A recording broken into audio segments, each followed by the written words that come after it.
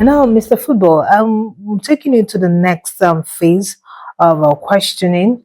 And it is actually on record that football has a very strong followership in Africa, especially in the southeast of Nigeria, where even our local clubs actually have a strong fan base. Now, what would you actually say are the major challenges that actually football in these parts of the country world experience? What are the major challenges? Because we know that most of our players in Nigeria all come from the southeast. But what are the major challenges being experienced in football? Football followership is not only in the South, it's global. For example, way back in 1950 the final of the 1950 World Cup in Brazil between Uruguay and Brazil. Uruguay beat Brazil 2-1 in that match. But do you know that a record 199,854 players watched one particular match?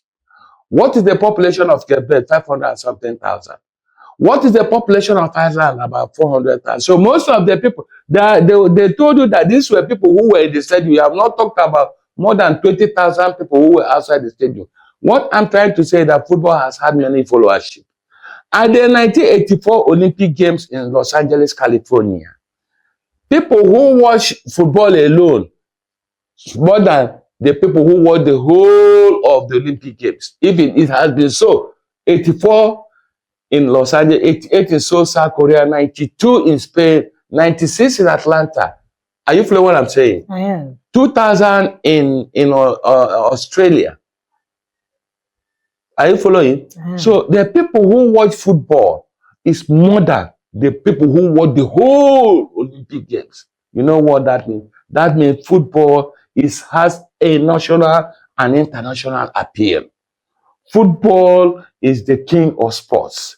That is why football has been used by several administrators, including FIFA, to douse tension.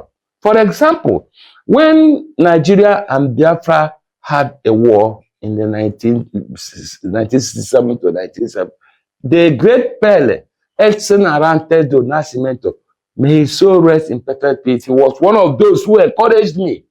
He was sending me books and magazines. I'm talking about Edson Arantes do Nascimento. When he came to Nigeria during the real war between Nigeria and Biafra, the war was stopped, both sides, so that Pele can play and they watch him. Are you listening to me? Yeah. When Nigeria won the 1996 Olympic Games in Atlanta, Georgia, you can see that the whole nation was agog with happiness. In spite of the sadness, agony in the country, it brought out the best in Nigeria because Nigeria broke a 76-year-old jinx. Africa made her debut at the Olympic Games in 1920 in Antwerp, Belgium. That 1920 saw what we now see as the Olympic logo with 5 rings. The all taken by athletes. No African team has won the Olympic gold medal until 1996. 1920, 96, 76 years. So not only Nigeria, there was happiness in Nigeria from Cape Cairo from Cairo to Cape Town, from Ouagadougou to Mogadishu. There was great happiness in Africa and other parts of the world because Nigeria broke a jinx. That is the power of football. That is the followership of football. Are you following what I'm saying? Look at when we won, when Nigeria lost to Morocco in the last African Cup. So the sadness it brought to Nigeria. So what I am trying to say in effect is that football is a powerful tool that can ginger a nation. A victory is like an elixir, while a defeat is a bitter pill. That is Nigerian football for you. Right, and Mr. Football, you've been, like I said earlier, you're a living encyclopedia, been following things happening in football, and now brought it down to what has happened in the country over the years. now look at one cause of concern in the country, football administration. What would you say about what is happening in administration in football in the country and where it has actually left us? The problem of Nigeria and Nigerians themselves. When a country has won the under-17 5 times, are you following what I'm saying? I am. When a country has broken a gist of 76 years to win the gold medal in the Olympic Games, when a country has won 2 silver medals in the FIFA Under-20 in 1989 and 2005, when Nigeria is regarded as an oasis of football talents, what stops Nigeria from aspiring to win the World Cup? The best we have ever had was in 1994 and 1998, where we reached the second round of the World Cup. Whereas countries like Ghana, what's the population of Ghana? Not up to 30 million. Senegal, Ghana, Morocco. Morocco has hit the semi-final. We are still in the round of 16. Too bad, because the problem of Nigeria and Nigeria themselves. Yes, let me expand. Okay, good. Football administration is the major cause. I was subscribing to the prestigious World Soccer magazine. You know, let me say without fear of favor, I have one of the best football libraries as an individual in this part of the world.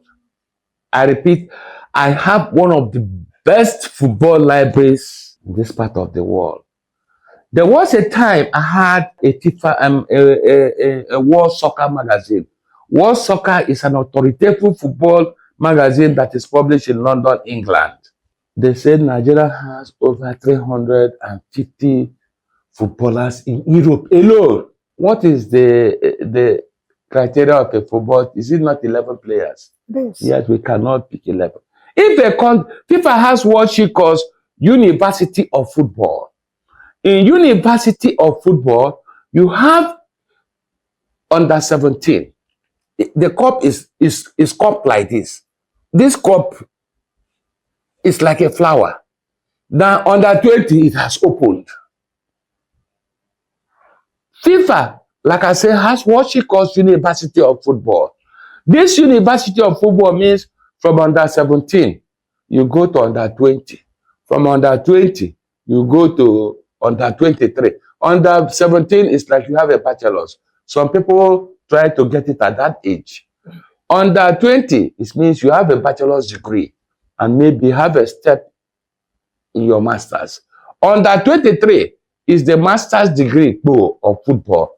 And then the doctorate degree of football is the World Cup. That is what FIFA calls the University of Football. Have we made that progress? How many Nigerians? It's only this young boy, Mikel Obi. He's the only player here who passed from under-17, under-20, under-23, and there are very few players in the world who have passed through this ladder. That is FIFA's dream of the University of Football. Here in Nigeria, if an under-17 team is, okay, they look at how many times have we been knocked out of under-17? 2 or 3 times. We have not qualified for under-17. Under-20 still the same. The World Cup, look at the World Cup. Nigeria as a country, we have not qualified for the World Cup. The World Cup, we didn't qualify in 2018. We didn't qualify 22. We didn't qualify 2 times. In a real setup, it's not a good record for Nigeria. 48 teams, 10 countries in Africa. Nigeria, with her population of 240 million, cannot qualify. They kept bed qualify with only 500,000 people. They qualify for the World Cup. Look at the countries that qualify. Is it not shameful? Very shameful of Nigeria that we didn't qualify for the World Cup. Whereas Nigeria is supposed to be an attractive addition in World Cup because number one, coaching. Coaching is a factor. And coaching, when you go there, they start demanding. I'm not accusing anybody. But the issue is that if they pick players on merit and we have a good coach who can turn things around, we won't be where we are. That is why every sports analyst, columnist, or author will always pay adequate respect to Clemens Westerhoff because he changed the narrative for Nigeria. The same thing to his countryman, compatriot, Johannesburg Frere. The rest who have been coming here, there was a time, you may have forgotten now, I was the man who said that a man who was playing golf in his country was brought in to be Nigeria's coach. Some many years ago, last back, 2000, when my late friend, Shaibu Modu qualified, they went abroad, the man. First round, we were knocked out. See, they disgraceful something. So, coaching, if we have a good coach who can change the narrative, we have the talents, we have everything going for us, but because of administration, it's not, see where we are. We didn't qualify. Do you know how much FIFA will give? They have already paid 200 million to people, dollars, to countries who qualify for the World Cup. The last time I checked, they said 50 million for the winners of the World Cup. For each match, for 3 matches you play in the World Cup, check, they have given for qualifying. You will play 3 matches at least. Check the number, check what Nigeria is losing for not qualifying for the World Cup, whereas countries, lowly rated countries have qualified for the World Cup. The same thing is applicable to Nigerian referees. See, all through, since 1957 when the African Cup of Nations began, no Nigerian has been able to be at the center as the center referee of the final of the African Cup of Nations. Since 1957, how many years ago? No Nigeria. And yet, you have referees for Seychelles, Mauritania, Mauritius, well, none from Nigeria.